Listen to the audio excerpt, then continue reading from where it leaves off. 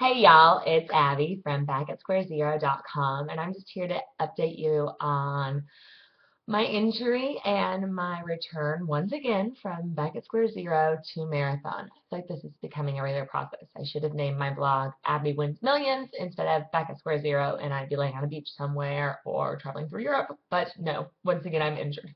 Hindsight, always 2020. Well, anyways, I'm officially a PT dropout.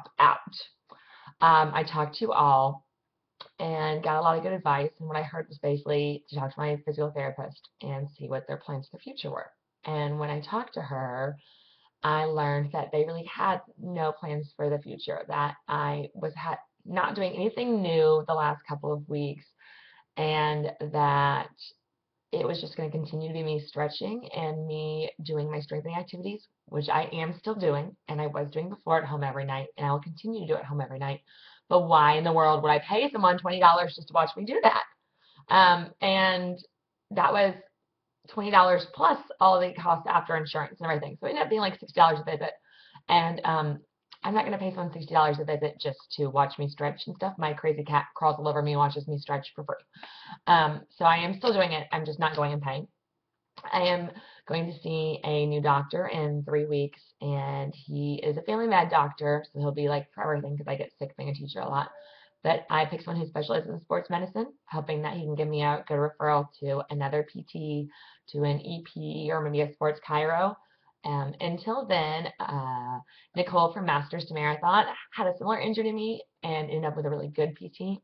And so she has been helping me out because I asked my PT, like, okay, things are a little better, but not really, but I want to try running and see how that affects this, because if I run and I'm in a ton of pain, that's way different than if I'm just walking around feeling like it's not much.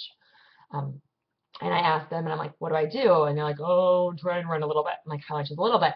How much do I run every day? Do I run every other day? How long do I run? Do I stop?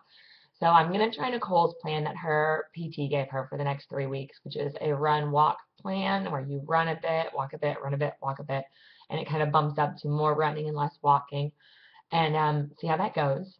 So right now, I am hopeful, but it is hard not running all the time.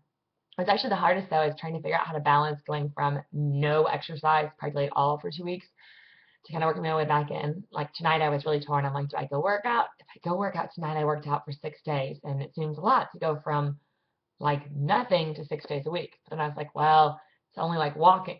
So walking for an hour, but then nothing to walking for an hour 6 days a week. So I didn't know. So I took today off. I'll just work out 5 days this week because I want to make sure I don't re-injure myself. But I'm, just not sure. So I'm trying to figure things out as I go.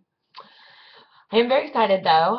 Once again, like I said, starting back at square zero, but once again, I'm heading for that marathon. So here goes nothing. Check me out. You can always find me on my blog. It's backatsquarezero.com. Bye.